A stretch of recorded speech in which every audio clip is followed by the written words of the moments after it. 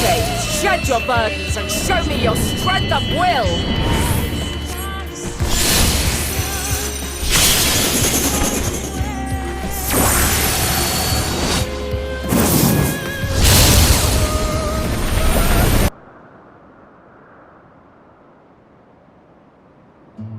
'Twas my intent to finish it, but clearly I underestimated you.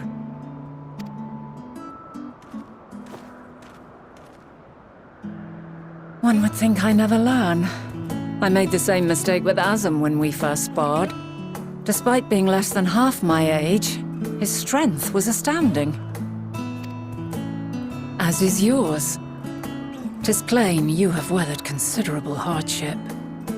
Far more even than your tales would suggest. It seems we have both learned much on our journeys.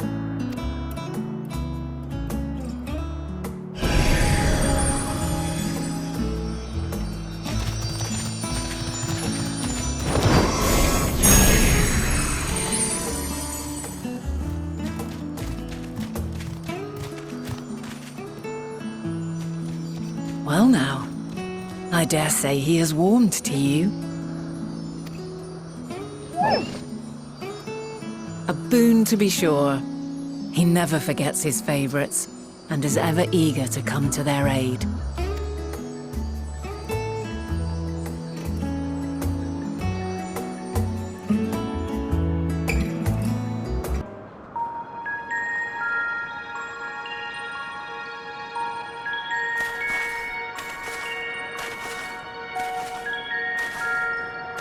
Quite a small place, lacking even the most basic equipment.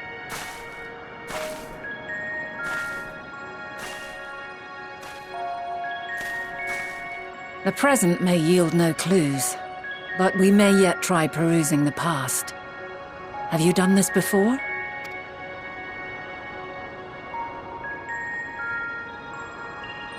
So you cannot control the power freely. Worry not, I shall assist you. Come and stand before me.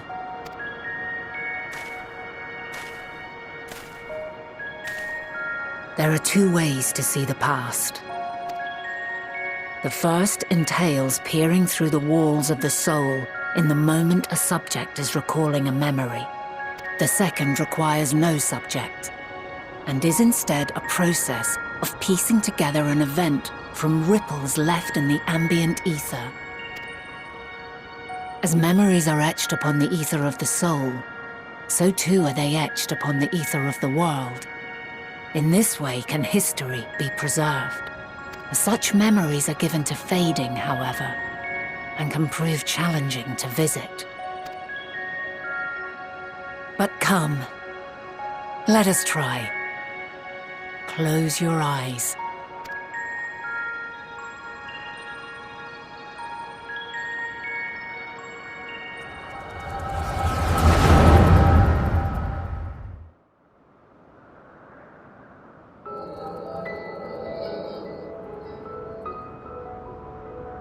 All units fully functional and proceeding on course towards their respective stars. Estimated time to completion of survey is 108 cycles. End of status report. Severing connection with shared consciousness. Did you hear that, Hermes? All is well.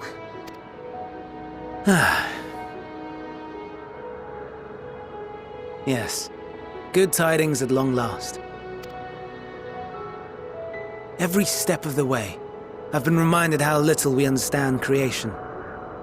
How the universe defies imagination. But soon we won't need to speculate. We'll know the answers. What others live for.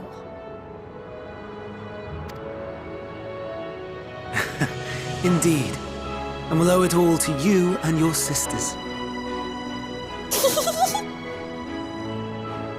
I wonder what answers we will get. Whatever intelligent beings that exist out there are bound to be vastly different from us. Diverse in form and culture. possessed of unique ways of thinking. Their conception of life and its purpose will be no exception. Completely and utterly unlike ours. Utterly unlike... how? I have no idea. Yet whatever answers we receive, I will not dismiss them out of hand. No, I will think earnestly on them all. And I will share them with our people, that together we may contemplate our own existence. Perhaps then our star will become a better place. Not only for man, but for all life.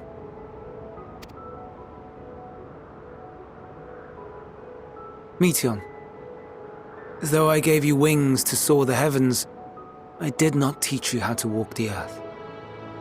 So loath was I to bind another living being. In the course of your long journey, you will learn from those you meet, learn to walk and run and so much more. And when you return, older and wiser, we will have a celebration to mark your homecoming and coming of age both. Will there be apples? Covered in syrup? And how are you supposed to eat them? Rather than food, perhaps... a flower. Yes. Upon your return, I will gift you a beautiful flower.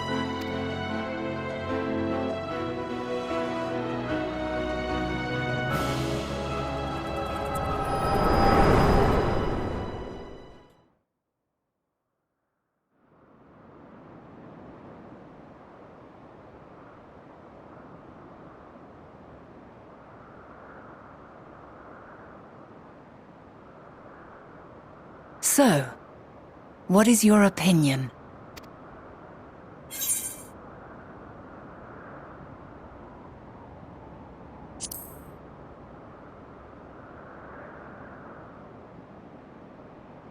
I am inclined to agree. As we had suspected, the two are somehow involved. Yet 'tis difficult to believe that they would deliberately seek to end all life.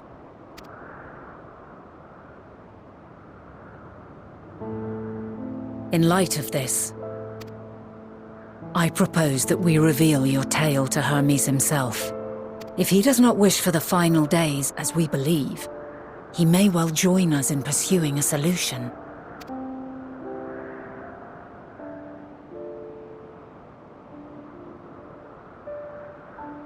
Then it is settled. Let us seek out our friend with all swiftness. 'Twould not do to let such a pure soul be blackened by tragedy.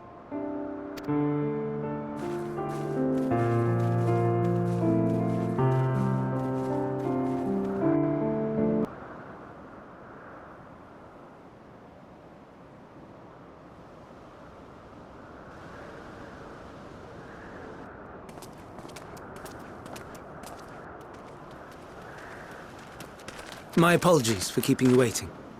I understand there is a matter you wish to discuss. Aye. A matter of the utmost gravity. If one can suspend disbelief. Go on then. Tell him what you told us. Who you are and why you came.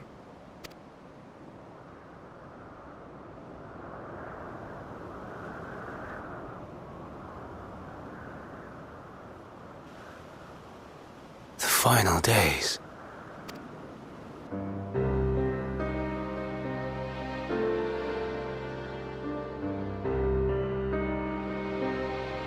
The phenomena observed during these star-encompassing calamities is likely the product of a dynamis reaction, and none is more versed in the applications of this energy than you, Hermes. I must stress that we do not believe you would desire such destruction. We come not to lodge accusations, but to beg your wisdom. And so, distressing though the exercise may be, I ask that you share with us your opinion on the matter. on the assumption that our visitor's tale is true. Even you, Vana.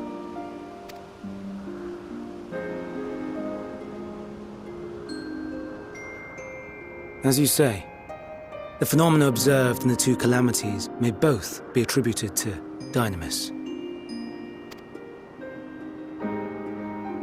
Of note is the difference in its effect.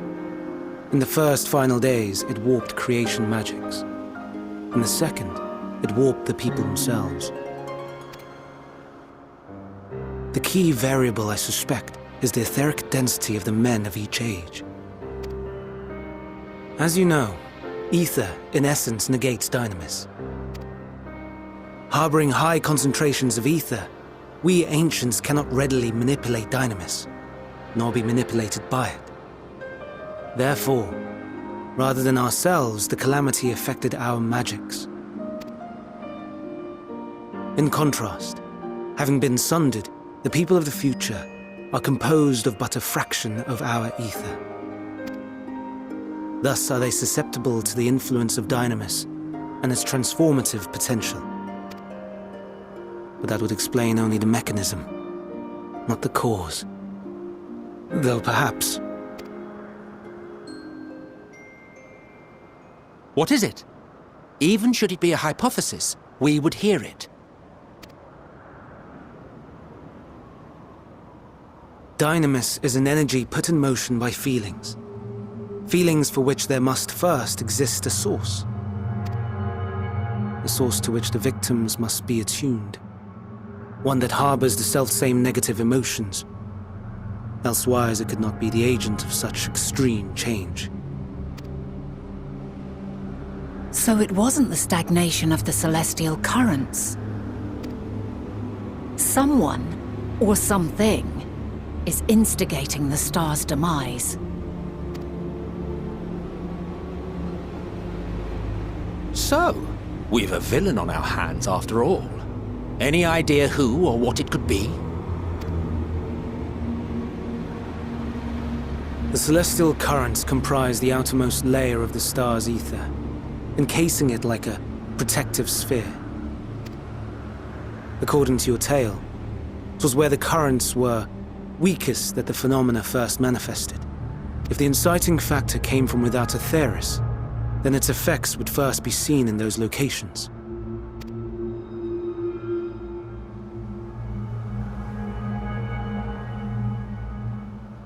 Greetings. Can you hear me?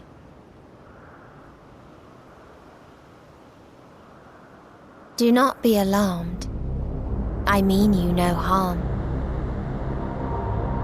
I wish only to hear your words, share your feelings, know your thoughts. May we please be friends? Meteion. What is it? Executing scheduled task, suspending individual self and connecting to shared consciousness. Connection established. Commencing status report.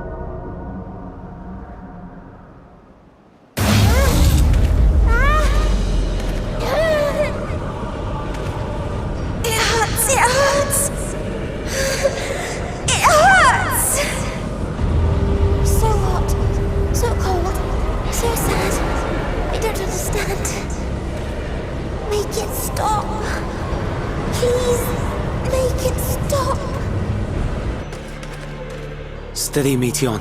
Steady. So scared. So lonely. The pain. It's too much.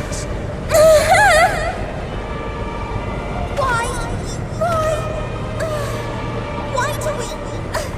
They hurt. Hate.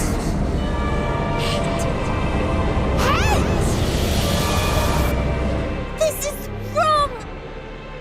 All wrong.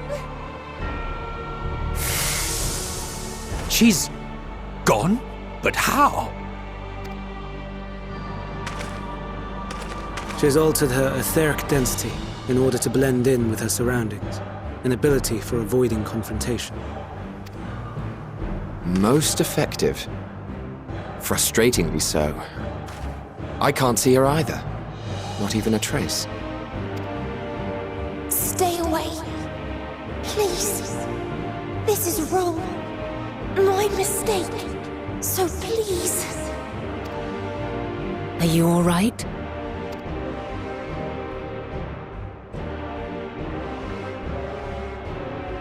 In your mind?